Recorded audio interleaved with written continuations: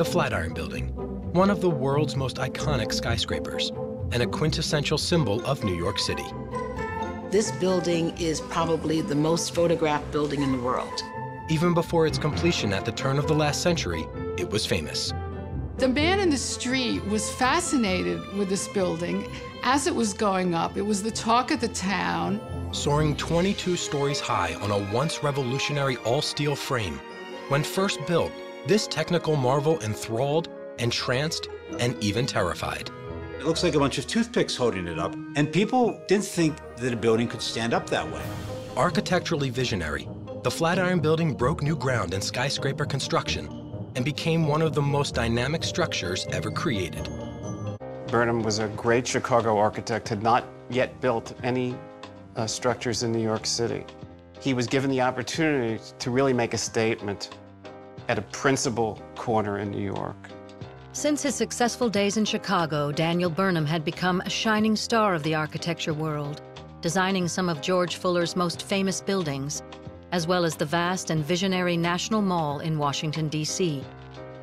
Burnham's artistic ambition and business savvy seemed limitless, and with the Flatiron Building, he would show the world the wonder and power of all-steel construction.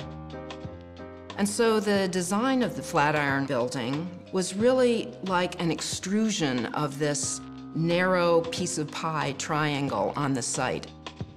At the vertex, the triangular tower would be just 6.5 feet wide, and as viewed from above, this pointed end of the structure would cut an extreme acute angle of about 25 degrees.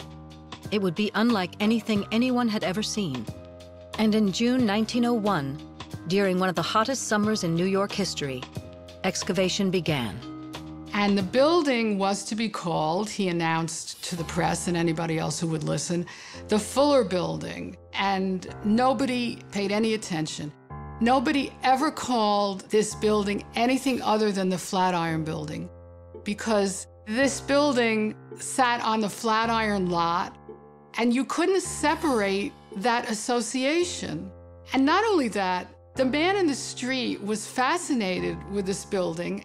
As it was going up, it was the talk of the town. It was so thin, it looked like a stiff breeze could knock it over. And of course, they didn't understand the strength of steel. My favorite stories as a developer was the fight that there was between Harry Black and Daniel Burnham regarding the extension of the glass structure.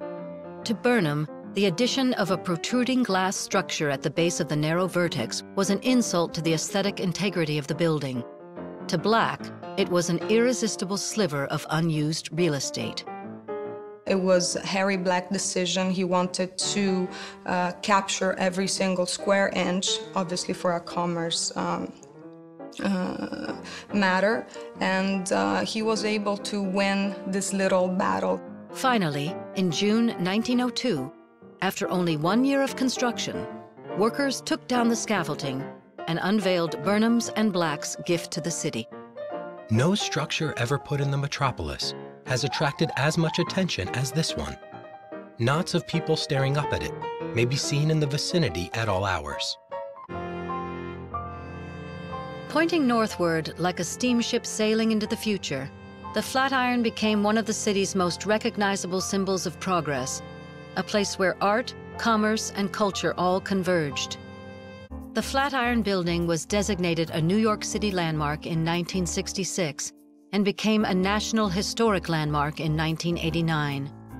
More than a century after it was built, it is still one of the most instantly recognizable symbols of the city, featured in movies and television shows, and lending its name to an entire neighborhood. I'm not sure I can think of any other skyscraper that's been turned into the name for a whole part of the city. You know, we don't think of Lower Manhattan as the Woolworth District. We don't think of the 30s as the Empire State Building District. But we do think of that area around Madison Square as the Flatiron District. And I think that's kind of cool, actually. It has left an indelible imprint not only on the neighborhood, but across the globe. While New York City grew up around it, rising taller and taller, the Flatiron Building has continued to cast a special spell over each new generation. It's something spiritual, it's something emotional. When people look at it, they feel something. Sometimes people almost cry when they see this building. Sometimes it's hard even to separate out the memory I have of seeing the Flatiron Building as I'm coming down Fifth Avenue with the memory in my head of that incredible Steichen photograph, for example. They all kind of blend together to create this sense of this building as an incredibly important and sort of beloved thing. The Flatiron is more than just a building.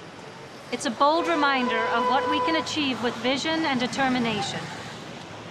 Like all of us, it is on a journey, paying respect to the past while forging bravely into the future.